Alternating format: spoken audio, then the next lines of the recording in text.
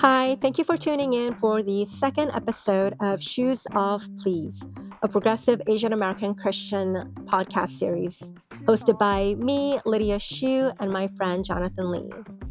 In today's episode, we've sat down with Calvin and Marisa.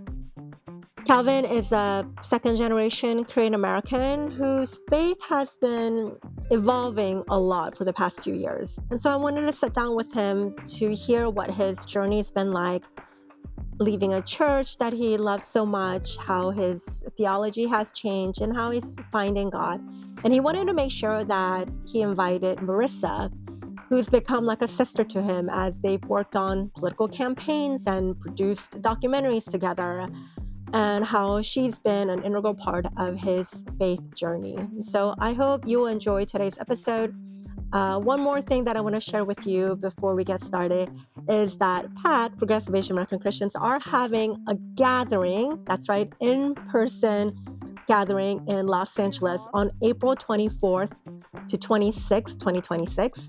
And so I'll tell you a little bit more details about the PAC gathering that's happening in Los Angeles at the end of the episode. So I hope you'll stick around.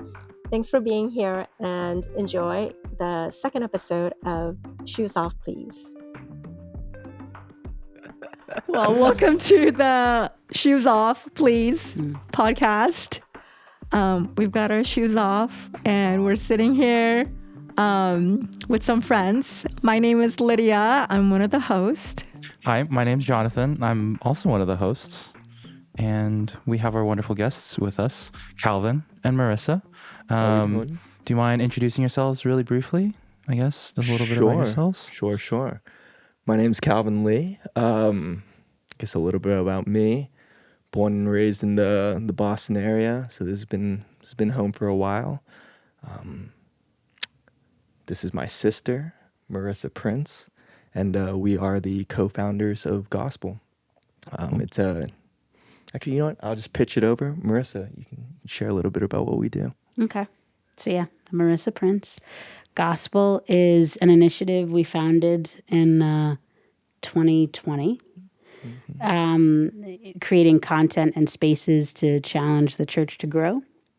And so, yeah, we make films and host events and now work on research and write chapters for books and I don't know, planning all sorts of stuff. So, yeah.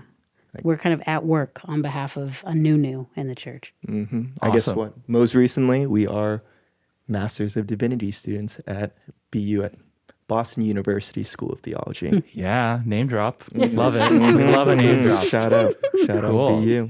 Awesome. Well, we have a warm-up question that we talked about it before we had everything rolling and recording. But just as a reminder, the warm-up question, just like an intro to get to know you all a little bit more before we dive into the topics and the questions at hand. What are you obsessed about? What are you obsessed with? What are you just obsessing over lately? What's been on your mind? Yeah. All right. Oh. Kick it off.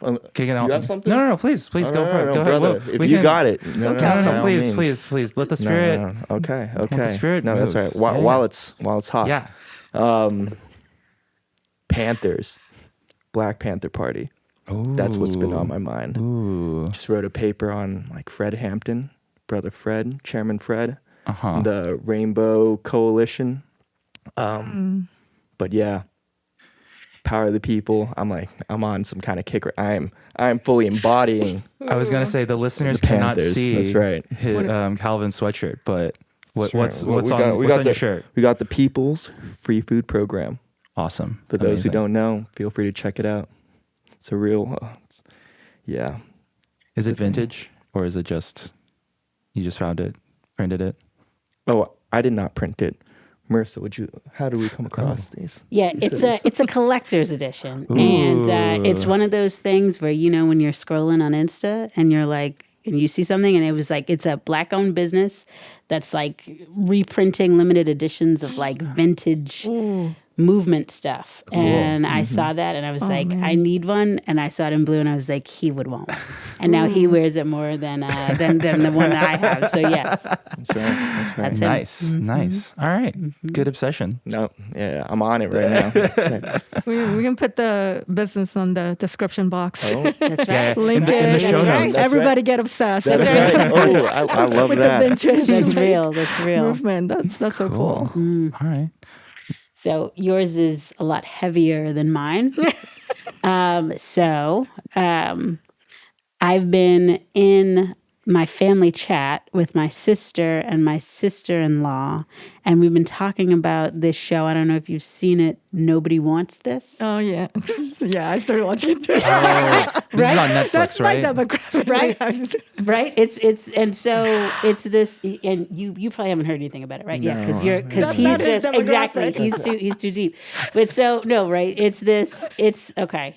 These two folks who are probably in their like late 30s or whatever, and they're single and they meet each other and they fall in love, and he's a rabbi and she's like an atheist, but like they're they figure it out, I guess. Well, kind of. And people are talking about it online for all sorts of reasons. A lot of women are talking about it online. A lot of people are saying it feels like it gives them hope for, love in whatever chapter they're in. And I'm just amazed that I'm not annoyed by Brody, because I was very annoyed by him back in the day when he was on like the OC or whatever.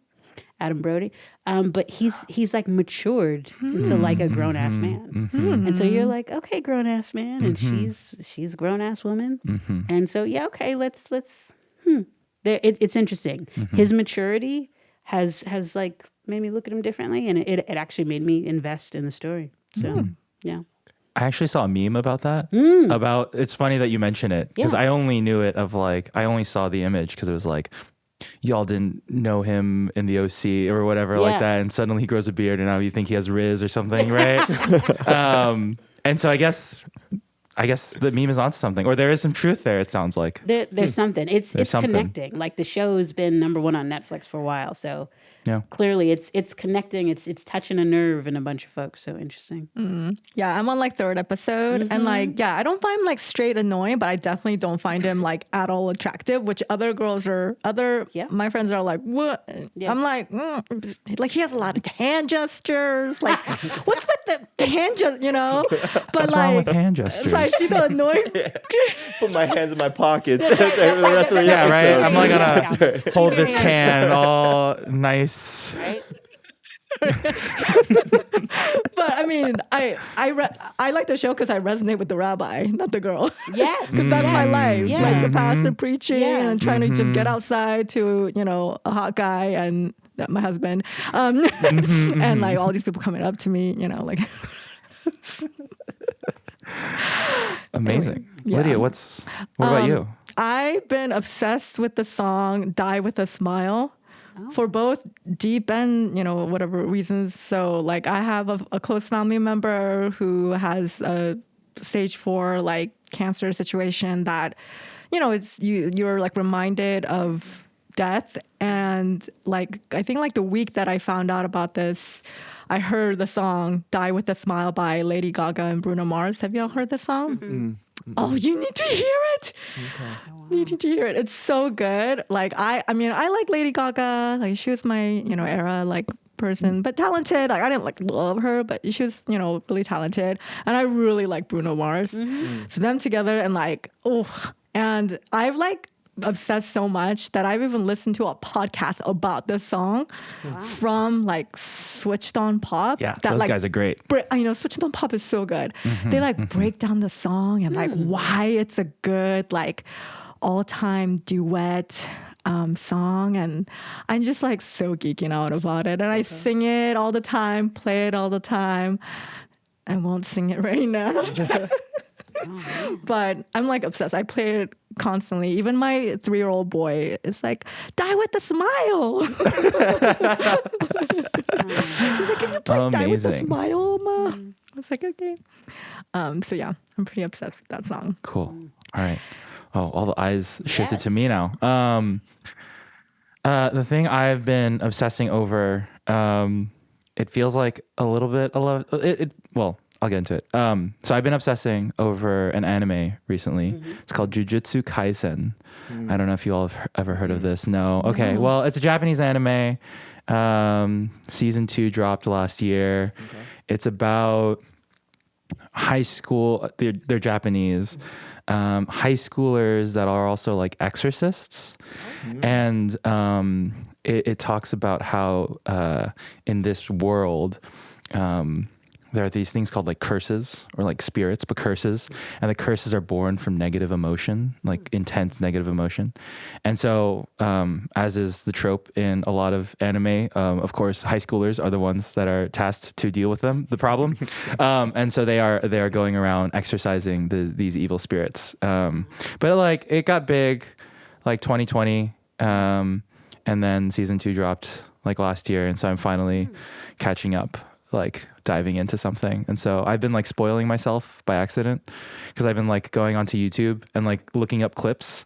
But then because I'm looking up clips, the algorithm sends me clips from parts of the show that I haven't seen yet. You know what I mean? You know what I mean? And then I'm just like on YouTube, and then it'll show me like a thumbnail for a clip from like season 2 finale or something. And I'm like, well, one peek won't hurt. And then I watch it for like 10 seconds and I was like, I should not have done that. And then I back out. So doing? You fell out of order. Is it a manga or? Is it was a manga. Yeah, oh, it's a manga. The comic that it's based on just ended. But so there's this like animated show that's coming out. So yeah, it's good. Was it worth the wait? Oh, it's pretty fun. Yeah. I'm enjoying it. I'm enjoying it. But it is like making me a little what's the word? A little bit too gullible for like paranormal things. Superstitious. Like while we were kind of setting up in here before y'all were in here, and it was like this dark church, or this dark church school building. All the lights are off, and I'm just like wandering around in the dark. Curses. Curses. They do in the show.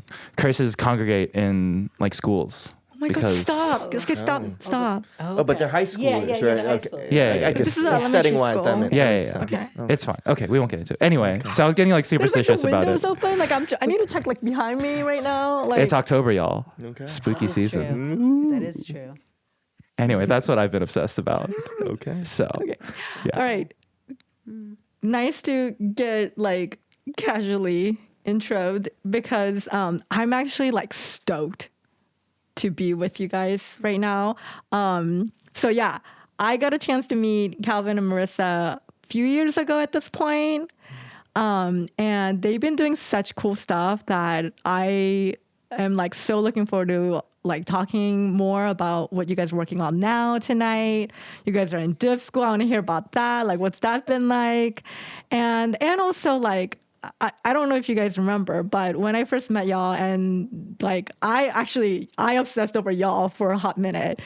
Yeah, because I was like, I literally went, because we were doing they made a documentary, and we were doing a documentary showing at my church, and I like printed out posters of the documentary with like information about, and so yeah, I mean it was part of my job to like market, but I've never printed it out, and like I was posting it on random like street corners and stuff and like restaurants. Did you not know that? I did that. The screening was packed. I like remember that screening was packed. Yeah, because I just thought y'all were doing such cool work, so and then like other stuff happened, which we'll continue to talk about. Not that bad. Ominous. Yeah, right. That was very spooky. That was very October. So yes. So I mean, yeah. How I met y'all was like I actually got kind of like, I guess, promo emails from you guys because I work at a church in this area, but I didn't know who you were, and it was just called like gospel or we are gospel. I was like, that's so general. Like everybody, like I'm doing the gospel, everybody's doing the gospel. Like you say you're the gospel, or like who are you? I've never heard of you, you know. But then design and email like was beautiful and on point. And I was like, okay, they look like doing cool stuff, but then it was so general. It was like, we're gospel, we're changing the church. I was like, yeah, me too, bro. Because I didn't know you. I didn't know you. Yeah, for sure. It's a promo email. I get promo emails to my church account. But then we got hooked up with some other churches that were doing have done documentary showing and had great feedback. And so I got connected with y'all and hopped on a Zoom call, got to know you, and did an amazing, like, we had like standing room only, 50 plus like people, packed room for the documentary showing of Are We There Yet? So, but yeah, but first I want to get into like what my experience was from there. And then like, I want to get into a little bit more about what you guys are working on. And so I really appreciate you being willing to come on and like talk about this with me too. Cause I already touched base with Calvin. So I was like obsessed with them. And then after the documentary showing, they had this really cool, like, they're like, we're going to do a hackathon on like the church. I was like, yeah, we need to hack the church. Like, we need to figure this stuff out. There's like all these issues. And I think the 3 issues y'all were tackling was like gun, white, It was Immigration. gun, immigration. and then Abortion. abortion. There are these 3 pillars of Christian nationalism that we're trying to focus on. Yes. So even just like y'all tackling Christian nationalism, I was like, this is amazing. And the 3 topics, I was like, whew, yeah, let's get together and talk about this and fix this. And then I went, and it was like 100 people. Like, it was called Boston Activation. And it was 100 people and from all different churches. I was like, whoa, look at us show up, the diversity of churches that are showing up and the people. And then when we were talking about before we got into abortion, I think we were talking about kind of the feminism and stuff like that. And I'm like Calvin fan by that point. And then he starts talking about like, oh, my church is kind of going through this it's like wrestling with women's ordination. And I was like, what? I got literally so confused because I came here to talk about abortion and you're talking about like women's ordination. That's like, in my mind, and that's whatever. That's from my perspective, obviously. And there's many different ways to get there. My way is not the right way, obviously. But I was confused as a woman who was ordained. I was like, what we talking about this? Like, what time is it? Where are we? And I mean, it was, and to be fair, to be honest, I was triggered. I was crying. I don't know if you guys saw, but I was like crying, like very like silently. I was like crying because it was very triggering to be in a space where your issue is being debated, like whether or not you should be able to be ordained is being debated. And I've been in that spaces before, and that's been really hurtful. And so I haven't been in that space in a while because I just don't surround myself, but it was like a mixed space, ecumenical space. A lot of different churches were there. And I guess I didn't like think about all that. And so there was some risk, in me going to that event. And so since then I was like, oof, this Calvin guy, but like, I still like loved y'all. And so we connected again. And when we connected again, I invited a few other Asian American Christians in the area. And I just was like, just like catching up, like, how we doing? What are we working on? What are we thinking about? Like Asian American Christian, like culture. And then I was also like, yeah, so Calvin, that time, I felt a little uncomfortable. And he was like, oh yeah, there's been some journey. So I wanted to kind of like be able to reconnect with you and also kind of throw that in there to be like, like what has your journey been like? Specifically when I talked to you at that point and I talked to you and you were like, yeah, I could no longer put the quarters into machine. And that like stuck with me. And I was like, that, first of all, that's just gold. I don't know where you got that, but that's gold. And like, I've been using that, not crediting you. I've been using that to talk about stuff to so many people, especially in the progressive Asian American Christian culture. And so, yeah, I'm just really curious, like, Calvin, like, how's that journey been for you? And like, Sure. yeah, what's it been like? Well, I'm gonna start out to give credit where credit is due. That is Marisa. Okay. We spend perhaps enough time with each other. I think we're saying similar things, but I think that probably is also a bit of a heart posture and like a heart cry for some of our other work that we'll get into. But yeah,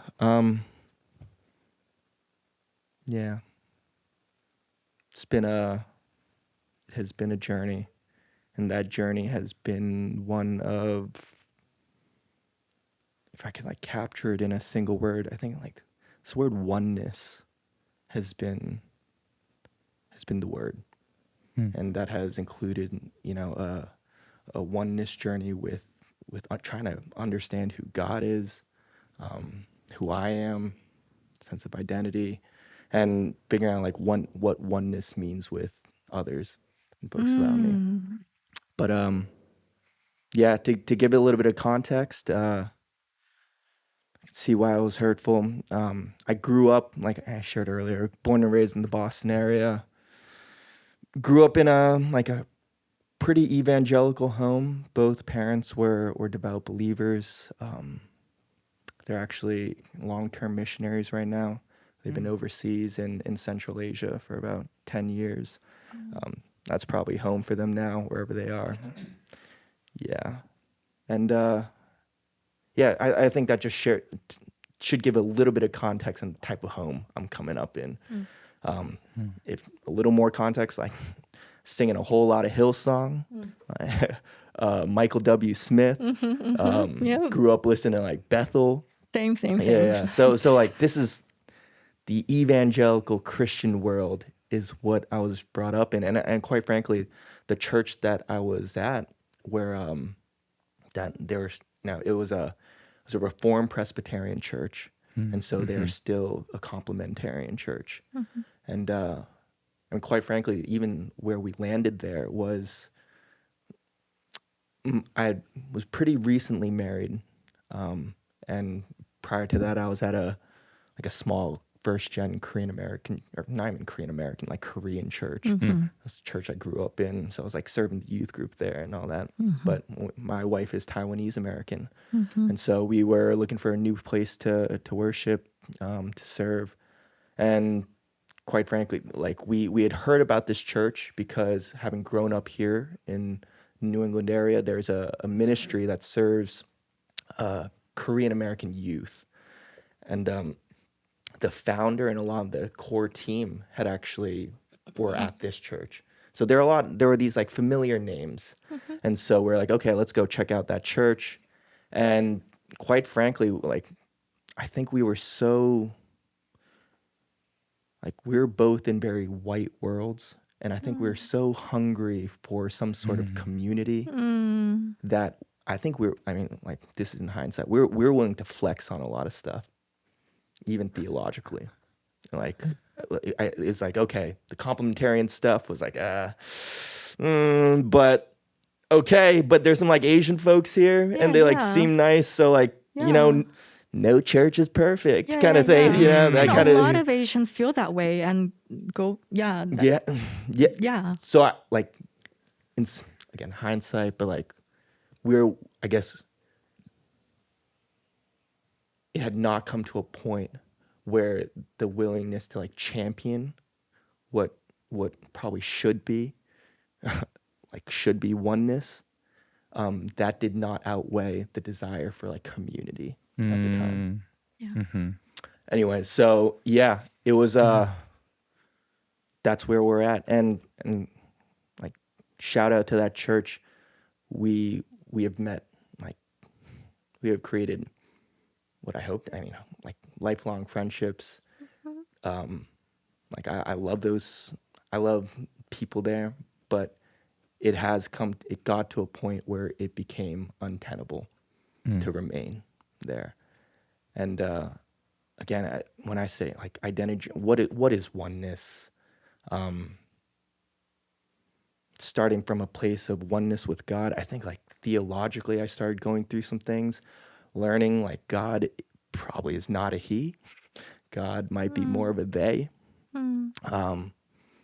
Like when I learned that Ruah was actually a feminine term. Mm-hmm. That was big. Like something shifted, and it's like, okay, doctrine of the Trinity, there's some kind of community there, oneness there, but it's like, yeah, it is even the identification of like God the Father, and it's like, okay, maybe that's the right term for it. Maybe not, because maybe that's like the conception that we put on it. Whoever put those words together, that's what they had. But yeah, this 3-in-1 thing that seemed to transcend any kind of like gender conception, where it was a they rather than a he. I think that was formative for me, and a significant point. So again, I'm just kind of like I'm gonna need to follow some steps as a good former Presbyterian. But yeah, so like Oh man. God, like oneness with God. Okay, God, like I think you're a they. Whatever I thought of you is it's bigger and it's wider. Oneness with self. Okay, I've gone to the point where I had gone to a place where I was, I think, more comfortable with having grown up in a lot of white worlds. I think I was searching. I have spent a lifetime searching to belong and like figure out who I am. I have, in the past few years, I think, gotten more clarity around that. And I think what that has enabled me to do was actually, because I'm not chasing a whole lot of stuff and I'm not willing to like flex on things to fit in or belong, it allowed me to show up and be one with others in a way that perhaps I was too afraid to be before, or unwilling to be before. And so, yeah, something that Boston activation experience actually, there were a lot of folks from that church who showed up, and they were probably very uncomfortable too. They were very uncomfortable. But that was something that I was starting to kind of bring up even within those kind of smaller circles within that church community. And one of the reasons, it was right around that time where my wife, who has also been on a identity journey, she was kind of wrestling with like, okay, like what if God's calling me to some kind of pastoral leadership? And again, like, I guess apparently, just to be like, let's be honest, I guess the oneness, for whatever, like the community still was outweighing the fact that like I was not, this feels hard to say, and maybe it's not entirely, it's too much, but like I not enough to be one with you fully in that moment. But okay, I guess it took maybe like the white, like the one who I've made some kind of covenant to, that I'm gonna be one with you. And so when she's saying like, okay, I'm gonna, like, what if the Lord's calling me to this? Are we gonna keep on showing up, like tithing, paying salaries, creating space, like giving and sustaining and building a place that would not see her and would not see the God thing in her? And that became untenable for me. So, yeah, that's what it was. I think that was, I learned something there. It was, I guess, in order to be one with God, one with self, one with others, in order to be one with others, like, I felt like I had to be willing to leave some spaces. And again, I can still love those folks who might still be there because they're on whatever journey they're on. And like, Lord set us all free. But I knew whatever it felt like God was telling me to, like, how to be one with her. And now it's not even just her, but like the whole thing, the whole system. Like, I can't feed that anymore. I can't prop that up anymore. yeah, it just it can't be, because there's, at least my understanding of oneness now does not make room for that. Mm. And so yeah. I kind of didn't understand what you meant by oneness when you said it the first few times. And as you're explaining again and again and again, and you're like, with God, with self, and with examples, with your wife, like, I get it. And that's like, yeah, I totally didn't get it. I was like, what do you mean by oneness? You know? But that's really beautiful, Calvin. Like, thank you so much for sharing. And like, you know, I set up this space for my own healing journey for me to hear the whole thing. For us to be one. But also, yeah, to heal together.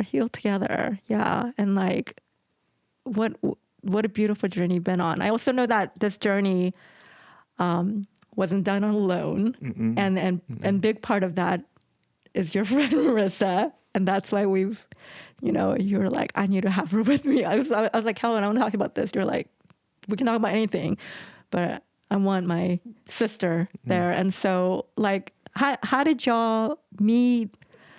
How did y'all like become partners in, you know, all the crazy, cool, like amazing stuff y'all are doing? And like, yeah.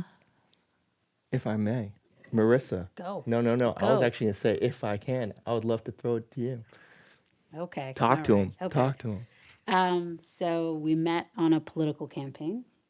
We met on a Massachusetts Senate campaign, Massachusetts Republican Senate campaign, and neither of us are Republicans. But a person of faith who was running thought that he was compelled by a God kind of vision to declare another way to be. And to even invite the church to think about another way of being. And this is he's an interesting kind of guy.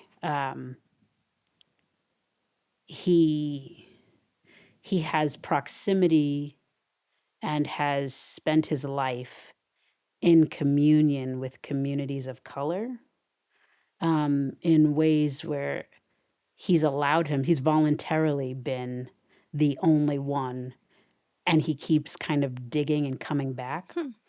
And that's important for me to say because, again, I'm not a Republican. And so a Republican white man asked me to help him run a race. And I'm like, Lord God, no. Yeah, And how'd you get right? there? And run, Marisa.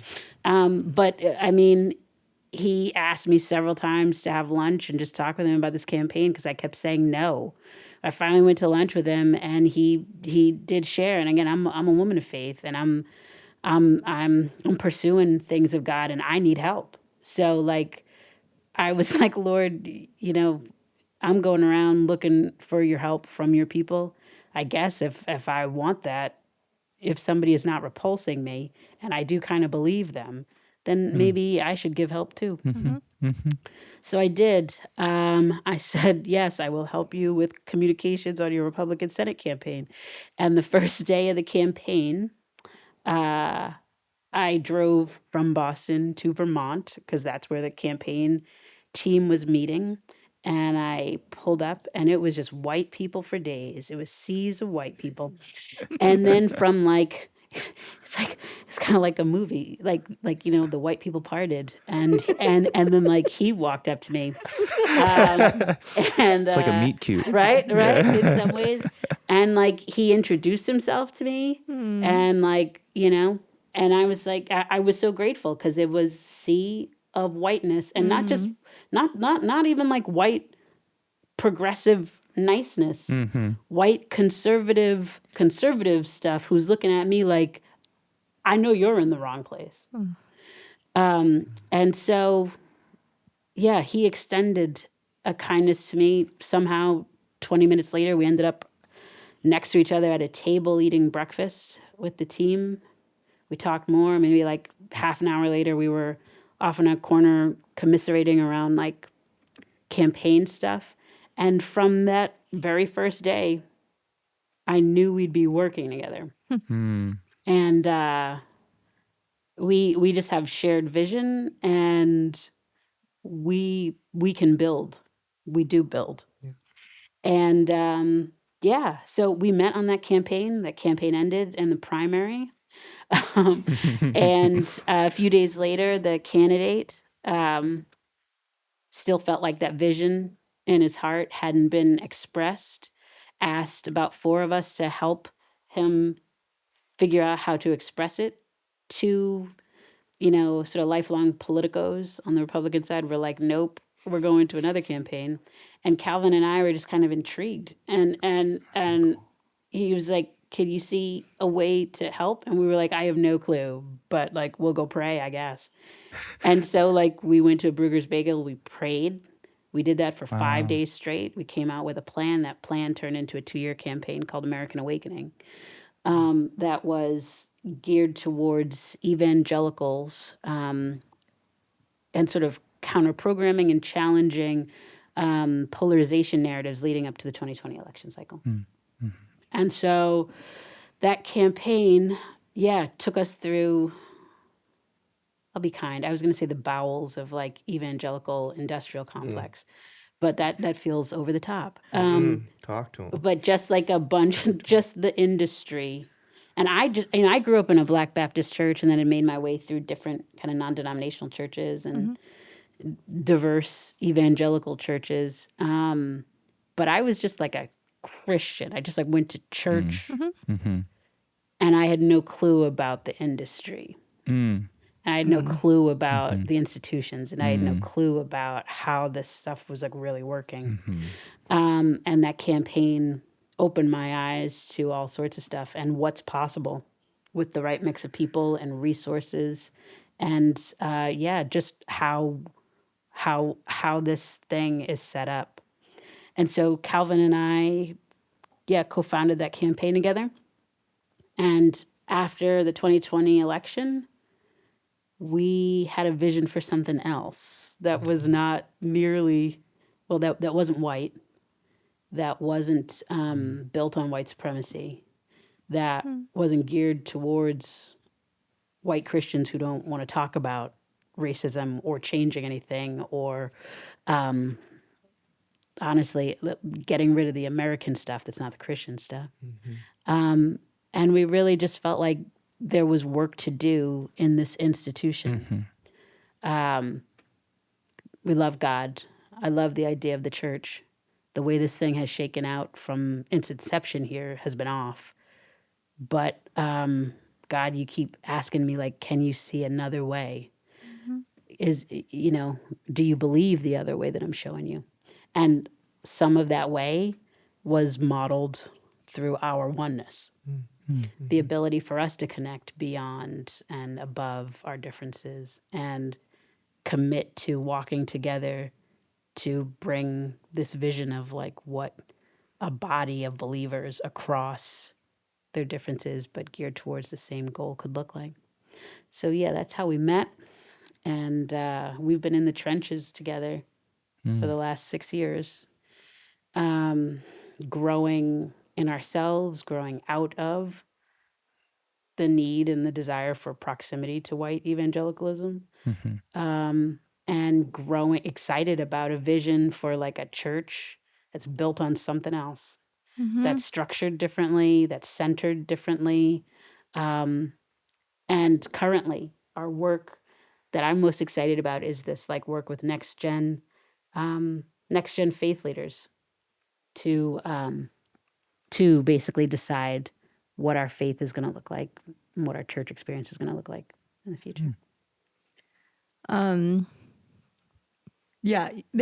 She's saying they worked together and did campaigns, but you guys, I saw the documentary, Are We There Yet? And I was blown away. Like and you're not naming like you guys had a podcast, book, like blogs, or I don't know, like I don't even know the list, but it's really, it makes me wonder, like other people who are like, oh yeah, I love God, I love the thought of the church or whatever, kind of end up going into like just like doing church. But I think it's interesting that you were like, you said, I learned things about like institution and how powerful that can be, because you realize the evangelicals like institutionalizing That's smart. Like it's really effective. You are marketing well, you are producing content really well. Da, da, da, da. So when I saw what you were doing, it was a little different from like my world of like, I'm a pastor at a local church. Yeah.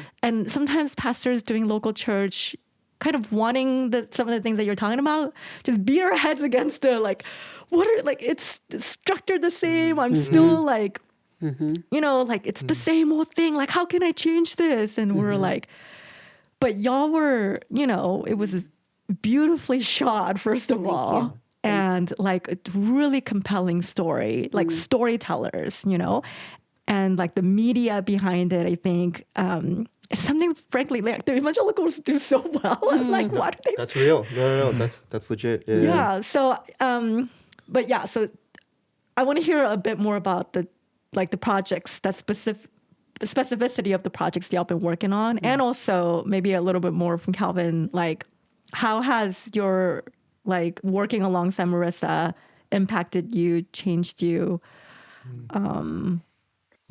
Yeah. If I may, even I think we could even throw that question to Marisa, right? How is working with Calvin like that?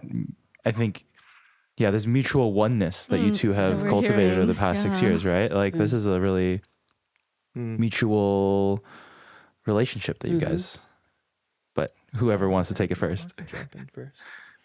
Actually, can I real quick? Yeah, please. Because okay. You're rolling. Just keep on going. No. Keep on going. What? Okay. So I love a whiteboard. Okay. I love a whiteboard. And you love a whiteboard. I do love a whiteboard. But like, it wasn't until we started whiteboarding together that it became a spiritual practice. Ooh. Okay. Like we're constantly in prayer, like, okay, Lord, like, yeah, where would you have us be?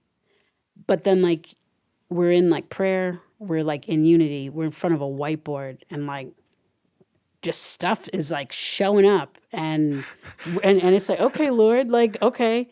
And it's like I'm tired afterwards. It's like it's some sort of spiritual practice. And so to answer your question, how is like working with him been? There's been this like the faith has come alive because like we're walking something out, we're building something. This faith has legs. It's on its feet because of the stuff that we're doing and because of what we're learning about God in this process of like embodying stuff. So that's powerful to me. Thank you. We do love a good whiteboard. We do. We do. Also, if Reservoir Church needs any whiteboards, we got like 10 in our trunk. Yeah, do you need any whiteboards? Like you just have whiteboards? No, because like we have like a bunch of extra. Yeah, I know. I was just gonna say we need a whiteboard right now, like right here. So yeah, I'll take one. Before, I'll go. I think I'll have to get you. I'll pass on the screws for the frame. To Jonathan. Wow, you guys are really whiteboard believers. Yeah. Oh no, yeah. You're like really we're like- evangelists. Yeah. Just take one. I have 10 in my trunk. It's so real. I'm excited to Christian read generosity. the PhD dissertation, a theology of whiteboards, That's or so whiteboard real. theology. I don't know. See?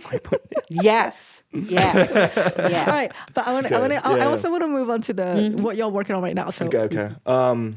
Then I'll try to be succinct. A big framework for I think our learning to be together, which I'm choosing learning because it hasn't always been easy, and it hasn't always been natural. But a framework that we've kind of always returned to is this 3-part framework: truth telling, oneness, and activism. I think since meeting Marisa, since working with Marisa, I have become more honest.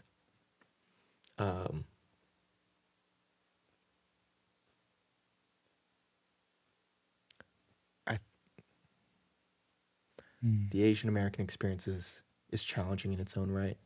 One of the challenges is like you kind of have your one fit, like you can kind of have your cake and eat it too. Like you can present and do what you need to do to survive in white worlds, again, you'll know, and this is where the truth telling comes in. But like deep down, I think we know this world is not for you. Like this whiteness is not for you.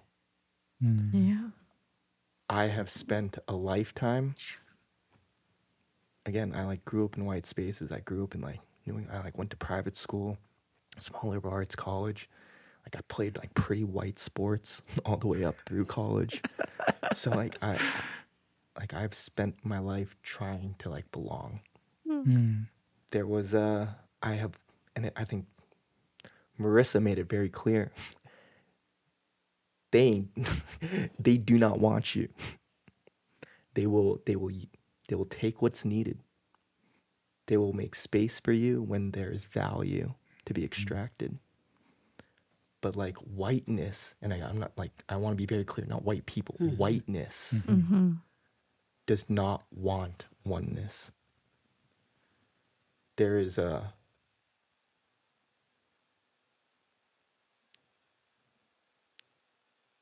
as a Black woman, I think that is a reality that is inescapable. I think, quite frankly, as a woman of color in a male, like centered male dominated world, that is a fact. So I think I had to, truth, just being like, being straight up with the world that we live in, how I had been engaging with it up until that point.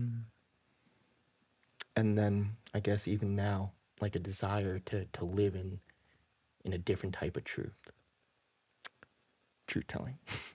Oneness. Yeah, honestly, like the whiteboarding, the being together, we're like trying to figure this out of like, we can build together, but what does it also mean to like just have space to be? Even recently, like my parents are missionaries, so it's actually pretty evangelical the more like I'm unpacking, and like seminary's doing its job. Thank you, history of social Christianity. But like there's like there are parts of my faith that are like very missional, like that frame where like you need something to do in order to give it value or like a reason why. Having a space where one could just be, that you don't have to, like, you don't gotta do nothing. Yeah. Perform. Yeah, there's exactly product. There's nothing. And so you know what, we met in a very white evangelical space.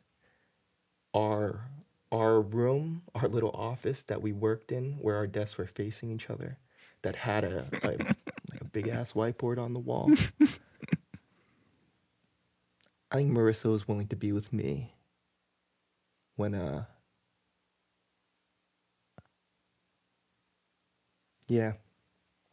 don't know if there was a lot to offer. I don't know if I was necessarily willing to be with her, but she was willing to be with me. And activism.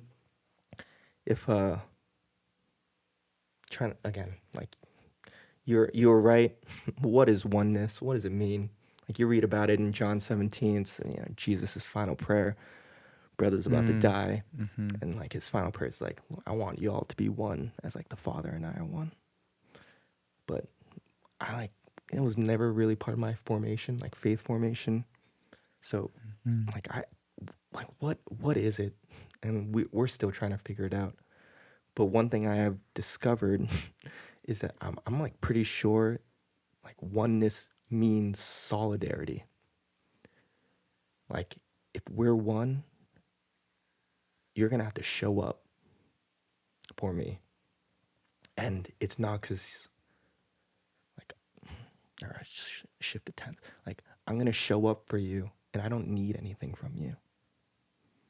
I don't need you to believe what I believe. I don't need you to like convert or accept. Like I know who you are. You are his beloved. Whether you know it or not, I'm not even sure that matters. But because what I what I know, and whatever like this, God's compelling us to move. Like I will fight for you, and like make sure you're free, and like can flourish and thrive. And so, yeah, I think we have tried our best to embody that kind of framework together. Some kind of truth-telling oneness and like activism we're gonna push. Tell her about the pushing. Tell her about the work. What you talking about? Wait, you know what? Okay, like, I actually, think she's gonna get there. Yeah. well, we are running out of time, but like, I just like we can just put the links. Like people can check it out on their own in the description because honestly, that's just a byproduct of the beauty of the work that you guys are talking about.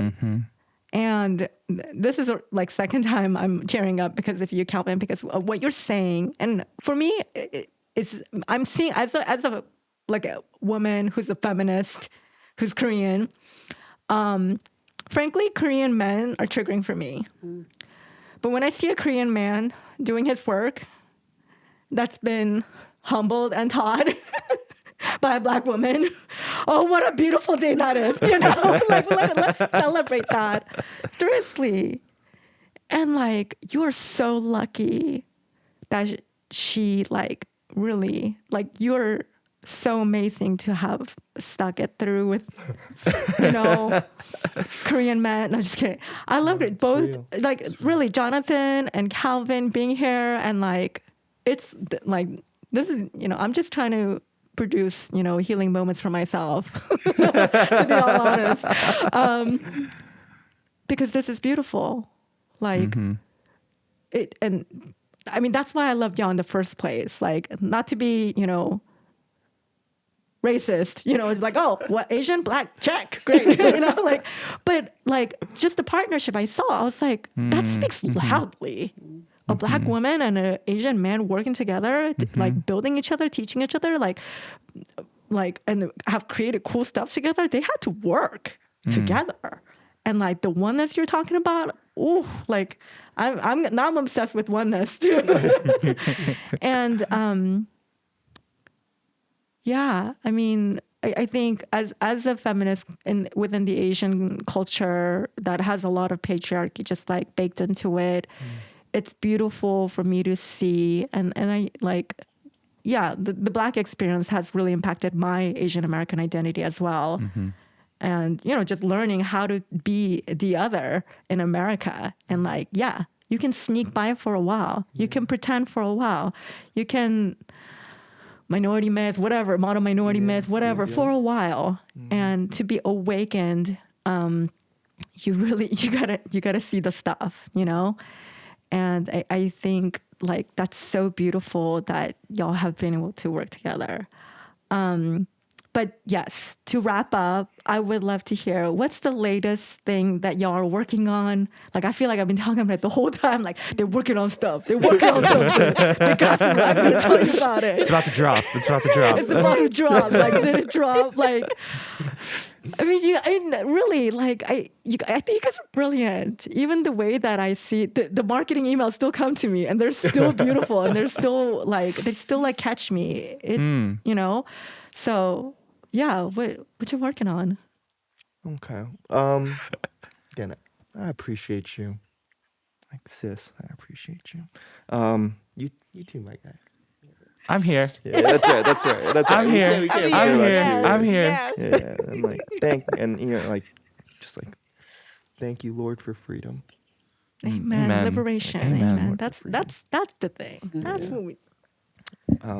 What we working on? Yeah, so I guess I'm gonna backtrack a little bit, but we're in, I guess, post-production now of a film we shot called Sunday Dinner. We took a road trip kind of the week leading up to Easter, but it was for the anniversary of the Covenant School shooting in Nashville. And yeah, like I said earlier, we've been on a lot of our focus has been on Christian nationalism, and it got to the point where, like, again, like the constant surge of like headlines of shootings was overwhelming, and it was just like, where are we? Where's the church? The more we learned actually that like Christians are the largest gun owning demographic in the country. God. So like we got the most guns. Mm. Jeez. And like the fear not people, the like lose your life to find it people. Mm. We're the ones buying the most guns.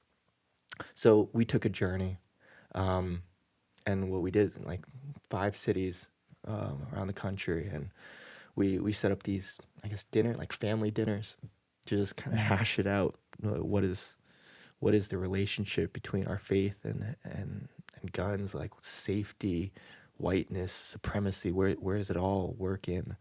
So yeah, we're in posting that, but Marisa mentioned earlier this excitement to mobilize next gen faith leaders, to essentially like get together and figure out where this thing goes. Mm-hmm. Now, we like say this, like, this is our Father. No, Father. I don't know anymore. What this is Big T, their house, their family, and we've been adopted into something. And yeah, I think we do have a choice where it goes. Mm-hmm. Like, we can change. Like, fear not, we can change.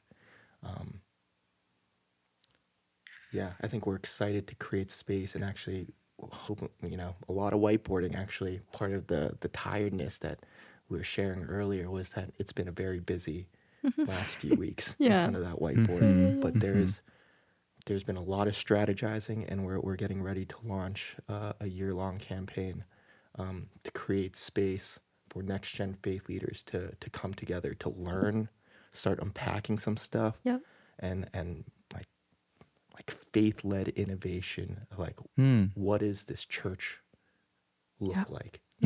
What should it look like? What does it look like free from any, like, not even just whiteness, like any sort of supremacy? So yeah, we're excited for that campaign. And then, like I said, the work on guns, that's not something that we're letting go. It feels like there's something there that needs to shift, and it actually is an entry point for a whole lot of other stuff. But that campaign's called Lay It Down. Yeah, We'll have all the links to the Lay It Down campaign and the. I will say this, Yes. because like campaigns, coming from campaign, like timing is so much of a thing. Yeah. Like they're if it hasn't dropped yet, fret not, friends. Like it is coming. It is coming. Yes. Wow. But it's just And like, also, I mean, like, I really like the Are We There Yet movie. So I will link how you can access that or buy that as well, so that you can check it out, because that was like eye-opening to like, oh, Christian nationalism, and explained it so beautifully from the people, Native American experience, and that y'all journey alongside the people. And so I think that is a great starting point as well to what y'all do. And also I love what y'all do, because also it's not a church, because just church sometimes just has so much baggage as a church pastor. But also Progressive Asian American Christians PAC started on a Facebook group, and it did innovation. It did a bunch of things that like we didn't even mean to do, but we just got together and we were like, we gotta do stuff. And there was no governing body. There was no, so we just did, and that's where the good stuff came. So I love the creativity and innovation and just beauty. And y'all got the design eye. You've got like, I mean, they're direct, like literally like film directors. So, so I'm just so grateful that you're using that gift to help Christians and churches like make that space without, like, I don't know, sometimes people, divinity, like seminary, they're like Bible, pray. They don't know anything about the media. Like, they're like, I don't know how to do Canva. We try to hire. Anyways, y'all are using your gifts really like amazingly. And I love that. And I just want to like uplift what y'all are doing, collaborate more. And I'm like rooting for y'all. Yeah. Thank you so much. Yeah. Yeah. Thank you. Yeah. Thanks for being here and sharing your story. And yeah, click on all the links now, now that you're done listening, because you'll want to check out some of their stuff. Thanks for listening. To find out more about progressive Asian American Christians, you can check out our website at paachristians.org. You can find the link on our show notes. And the PAC gathering that's happening on April 24th to 26th, 2026, the registrations are open right now. So Friday night is actually an event that's open to all. There will be Asian night market happening with vendors and food and things like that. There will also be a panel discussion happening with a very special guest, Bianca Mabuti-Louis, who is the author of Unassimilable. And I will actually be hosting that panel discussion on Friday night. So it's open to all. You can bring all your friends and anybody can come on that Friday night. Saturday, you do need to register. And so you can look for the registration link in our show notes to register for the Saturday of the PAC National Gathering. So we look forward to seeing you there. I hope you will sign up soon because our registration is closing in about a week. So go to the link right now to register for the PAC Gathering on April 24th to 26th. All right, thanks for listening. We'll see you next time. Bye.